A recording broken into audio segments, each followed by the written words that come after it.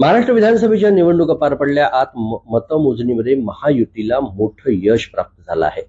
चंद्रपुरातून 7व्यांदा भाजपचे दिग्गज नेते सुधीर मुनगंटीवार हे विधानसभेत पोहोचणार आहेत. ते विजयाच्या समीप आहेत. आपल्यासोबत बोलण्यासाठी ते स्वतः आहेत. भाऊ, लोकसभेमध्ये चित्र वेगळं होतं राज्यामध्ये. काय जादूची कांडी आहे महायुतीकडे? जादूची कांडी नाही, आम्ही बेसावध होतो. जो खोटा नरेटिव्ह त्यांनी पसरवला ते आमच्या थोडंसं लक्षात आलं नाही पहिल्या आणि दुसऱ्या फेजच्या निवडणुकीत, आणि आमचं नुकसान झालं. आता विधानसभेत ज्या योजना आम्ही केल्या त्या योजनांना प्रचंड समर्थन आणि प्रतिसाद मतदारांनी, जनतेने, आणि विशेष करून मी लाडक्या बहीण योजनेचं कौतुक करेन. लाडक्या बहीण योजनेला जो प्रतिसाद लाभला मी स्वतः माझ्या मतदारसंघात अनुभवलं. आमच्या बूथवर 50% जास्त महिला बसल्या होत्या.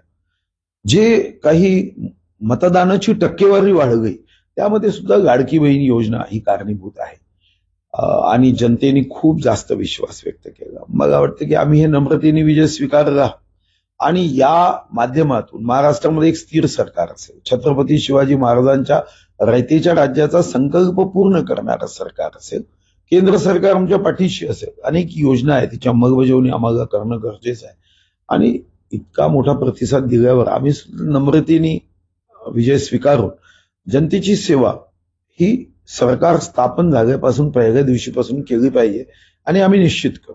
निश्चितपणे. भाऊ, भाजपला एकत्रित यश मिळत नसताना आपण 2 पक्ष सोबत घेतले होते. आता त्याची गरज आहे, आणि आहे समजा तर मुख्यमंत्री कोण राहील? नाही, मुख्यमंत्री कोण होईल किंवा इतर सर्व राजकीय निर्णय हे माननीय विश्वगौरव, देशगौरव, गरीबों के मसीहा नरेंद्र मोदी, ज्यांना आपण राजकारणामध्ये चाणक्य म्हणतो, कुशल संघटक, हे अमित भाई करतील. इतर आपल्या सर्व पार्लमेंटरी बोर्डाशी बोलून हा अधिकार त्यांचा आहे. मी याबद्दल मत व्यक्त करणं, मी एक कार्यकर्ता आहे, आणि मला याची जाणीव आहे की ज्यांचा अधिकार आहे त्यांनी याबद्दल मत व्यक्त केलं पाहिजे. निश्चितपणे. ईव्हीएमच्या बाबतीमध्ये पुन्हा एकदा रड सुरू झाली? नाही, ती तर होणारच. शेवटी काय, हे तर मी 8 दिवसापूर्वीच सांगितलं की आता जेव्हा ते अपयशी होतील, जेव्हा ते नापास होतील, जेव्हा पराभूत होतील, तेव्हा त्यांचं ईव्हीएम मशीन, या देशातल्या कोणत्याही व्यवस्थेवर त्यांचा विश्वास नाही. आर्मीवर विश्वास नाही, एअरफोर्सवर विश्वास नाही, नेव्हीवर विश्वास नाही, न्यायव्यवस्थेवर विश्वास नाही, ईडीवर विश्वास नाही, सीबीआयवर विश्वास नाही, सरकारवर विश्वास नाही. त्यांचा विश्वास जनतेवर सुद्धा नाही. ते म्हणतात की जनता आणि मतदार विकाऊ आहे, फक्त हे शहाणे आहे, हे राजा हरिश्चंद्राचे वंशज आहे. आता अशा लोकांना आपण काय म्हणायचं?